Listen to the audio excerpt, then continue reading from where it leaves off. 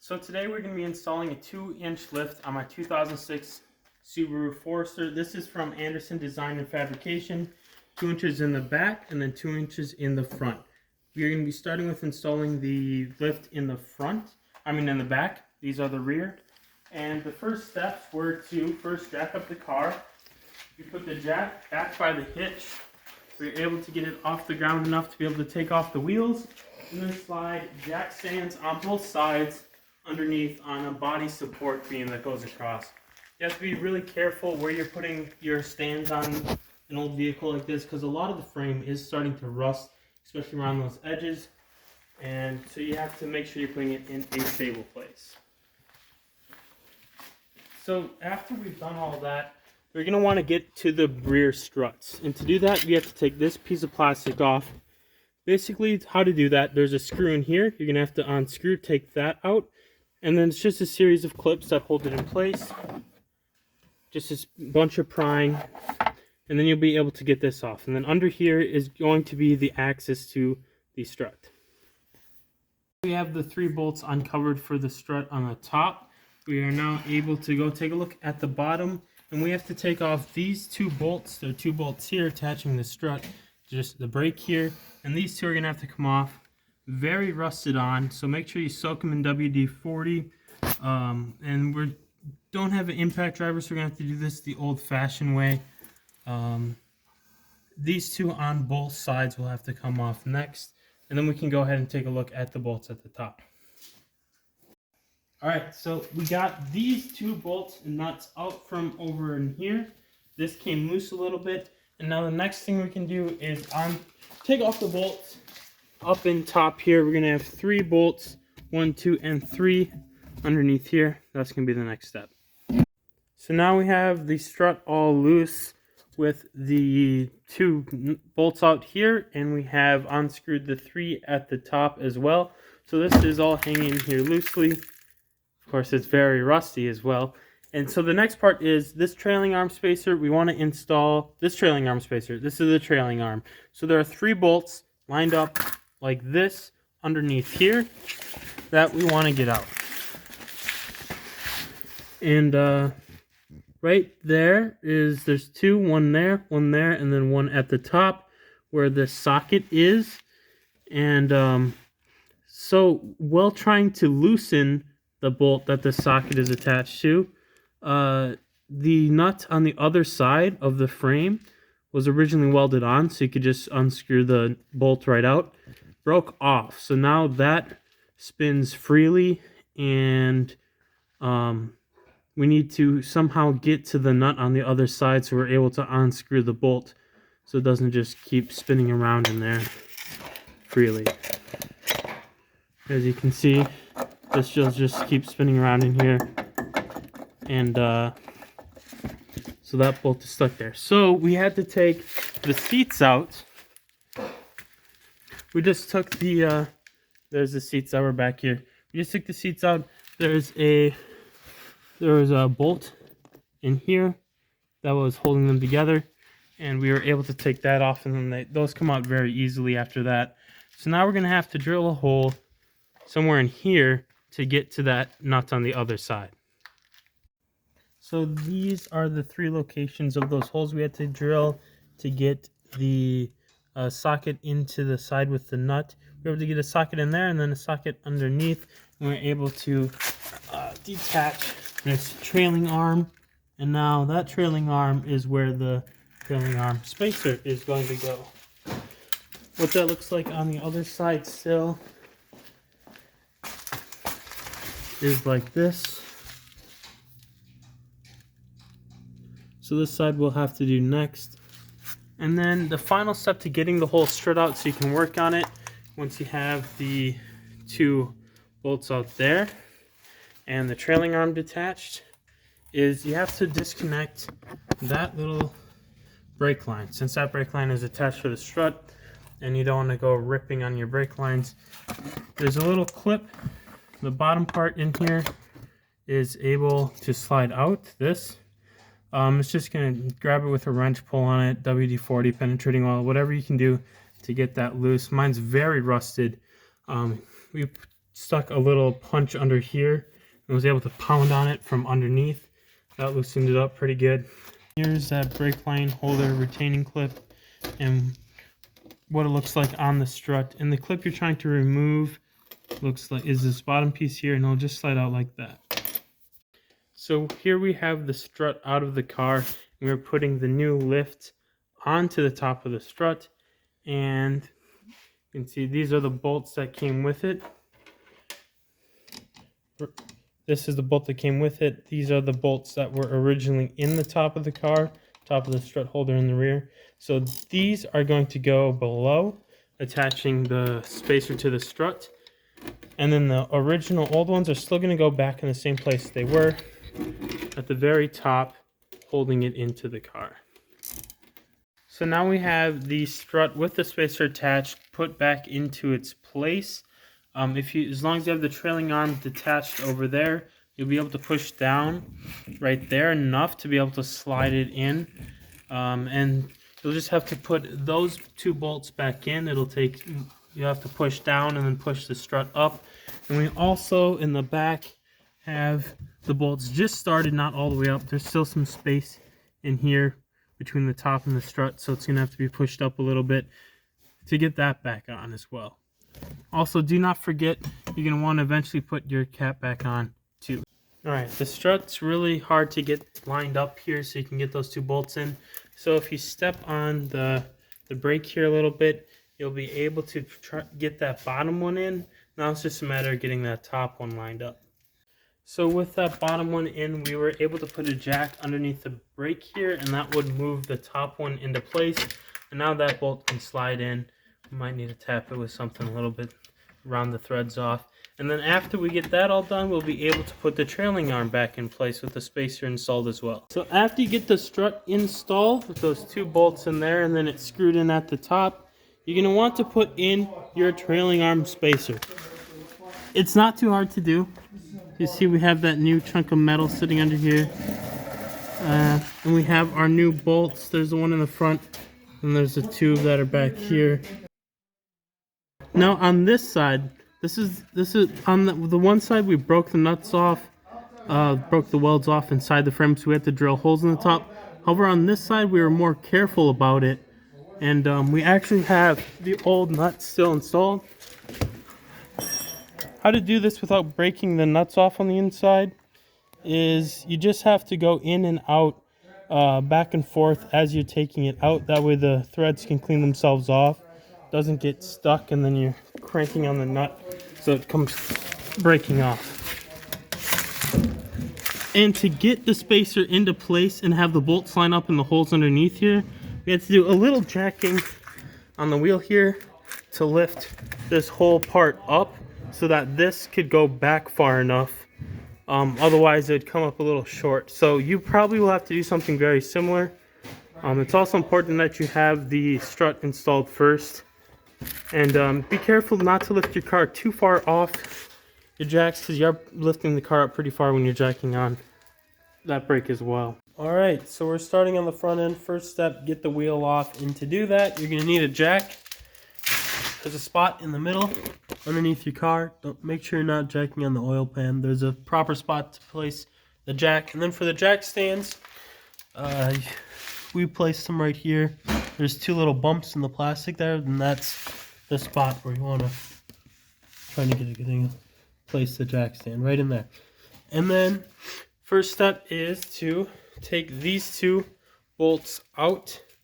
It's the exact same as the rear, and then you're going to have a brake line attached here that's got to come off so you can take the strut out, and then one also over here. So both of those, and then both of the nuts and bolts as well. And then up at the top, you're going to have 3 bolts here. Very easy, just unscrew those. So starting here on the passenger side in the front, we have the nuts off, but we're going to screw them on just a little bit so we can sort of try tapping, hammering to get that bolt out.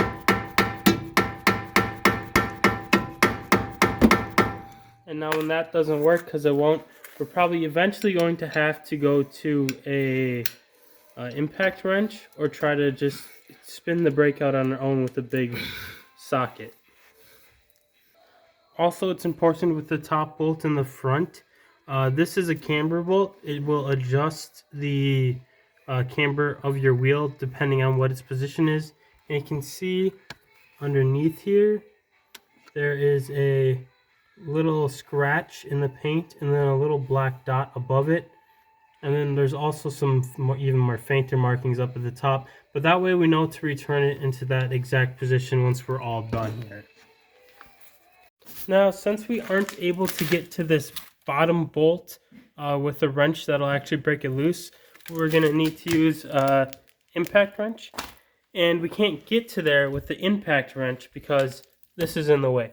So on the other side, when removing that big bolt to get the strut out, we did have to take the brake and the rotor off. And then we were able to get to that with no problem and came off very easy with the impact driver. Getting some progress. We backed it out a little bit, enough to get a pry bar in there. I'm going to try hammering and a little prying to get it a little looser as well. Look at that! Alright, there we go. It's like winning the lottery.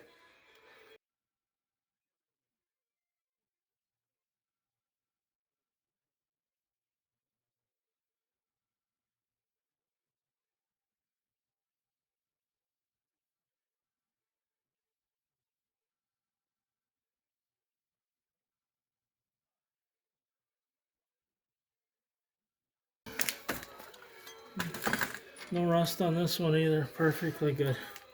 Never mind the chunks of whatever the hell that is. We'll clean it up and we're going to use that too. So next we're going to be taking this splash guard off. There are 3 bolts, one here, here, and then one on the bottom here. That comes off easy. It's a 12 millimeter in our case, and this is just so we can get at everything easier. Next we'll be taking the sway bar end links off, and that's so we can drop this whole thing lower, so it's easier when we put the strut back in. We'll also have to take the strut out soon as well. Alright, we got the guard off. Now for the sway bar end links. Not too difficult.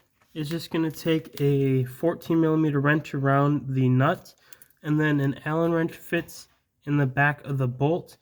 Because this is a ball joint inside of back here, this is just going to spin, and the nut's just going to stay in place.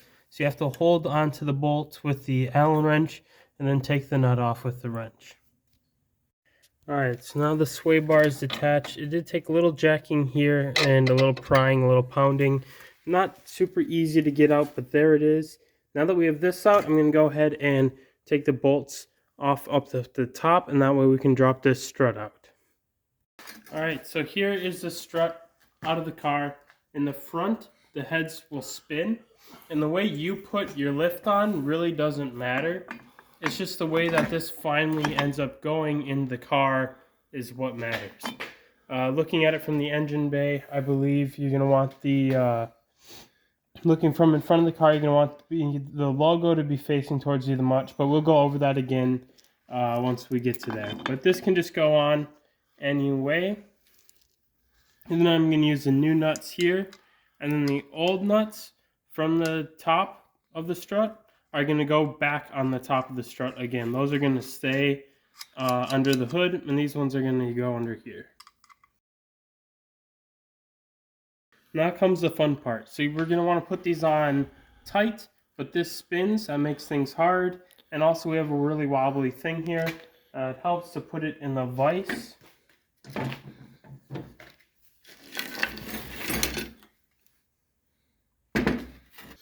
Alright, so if you're using the same lift as us, this is going to be a 13 millimeter. It's hard to use most ratchets here just because the space isn't quite big enough for you to get the whole ratchet head in under there. But once you get it finger tight anyways, there's not much further to go, so using the open end isn't too big of a deal.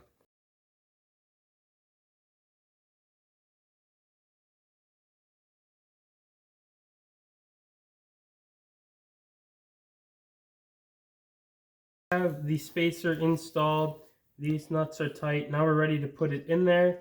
Again, we want this logo to look that way, so we're gonna have to line these up in there just as the way I'm holding it right now. And then also make sure that your, What does the R mean? the R means right side of the vehicle, which which is why we're putting this one on the passenger side, which is the right side. Looking at it from the driver's perspective. Okay, so that's gonna come up here.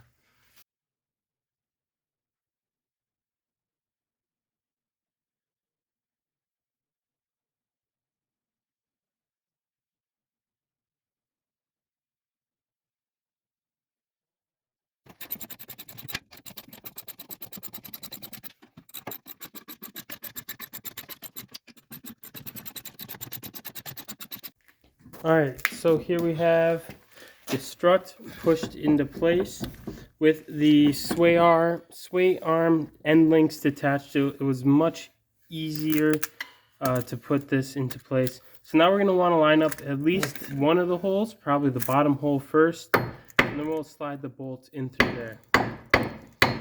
Gentle. So this has to come down.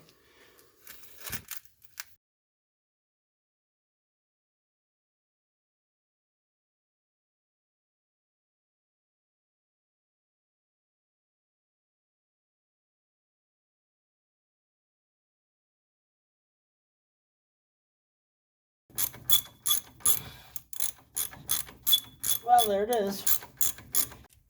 Alright, now getting the camber bolt into place. Very easy with the bottom one in. Yeah. You just got to make sure once you're finally all done putting this together to turn that to the right spot that you have marked. Top one also has a washer. Bottom one does not. So here we got one end holding it, the other end ratcheting to tighten it. We're going to do the bottom first and then the top.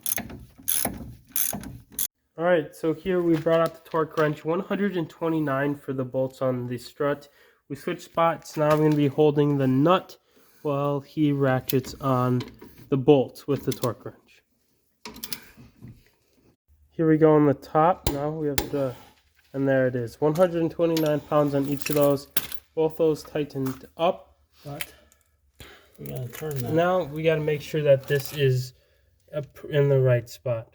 It looks like it's exactly upside down from where it needs to be. Alright, so we're going to rotate that 180 degrees and then this will be set. So the first step in putting things back together is putting the sway bar end links back in. This was a little tough on this side for some reason. Normally it's not too hard to fit them back in, but it did take some jacking under the sway bar where we have the jack. We have to do some hammering and we also had to do some prying to move stuff into the right spot so it fit back together. Next, after we got the splash guard on, we are going to put the rotor back on. There that is.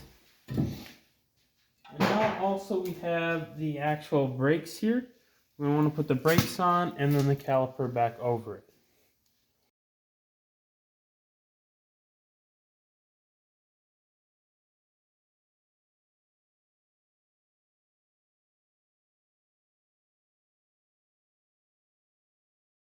So the next thing is we're going to take this and we're going to want to compress the pistons back so we're able to fit this over our new brake pads. Because right now this is not enough space to fit over this entire thing.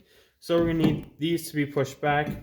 I have this tool here that I can use with a small ratchet wrench to compress those pistons back. I'm just going to go a little bit on each side at a time, pushing these all the way back. Alright, so we are able to compress the pistons all the way using our tool. Now we have to fit this over this. The first step I'm going to do is we have two holes here that line up with each of these and then a bolt that goes in there. I'm going to start by putting the bottom one on first, and that way I can just slowly slide it over and line the rest of it up. Alright, got that started. This is just going to slide over. If it doesn't slide over smoothly for you, maybe you didn't compress the pistons enough, or maybe you got to push those brake pads in a little bit for it to fit over top.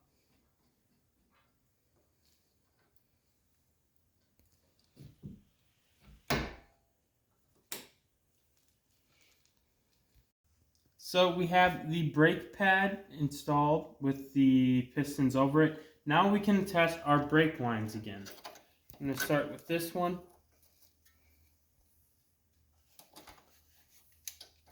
And in our case, we're gonna have, I'm just gonna get in there hand tight. We have the nuts actually welded on the back, so we don't even need to worry about that. We can just put our bolt into place. I'll get out a wrench.